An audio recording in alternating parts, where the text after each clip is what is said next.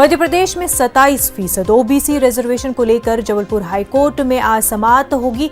OBC reservation को लेकर जहां सभी की निगाहें आज जबलपुर हाईकोर्ट के फैसले पर होगी, वहीं मरकजी हुकूमत के जरिए रियासतों को ओबीसी की फहरिस्त बनाने का हक दिए जाने के बाद मध्य प्रदेश में कांग्रेस और बीजेपी के दरमियान सियासत अपने शबाब पर है।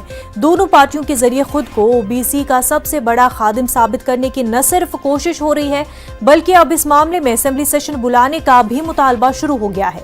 हुकूमत के जरिए ओबीसी रिजर्वेशन को लेकर असेंबली में स्टैंडिंग कमेटी बनाने की बात कही जा रही है, जबकि कांग्रेस के जरिए ओबीसी रिजर्वेशन को लेकर असेंबली का खुसूसी सेशन बुलाने पर जोर दिया जा रहा है।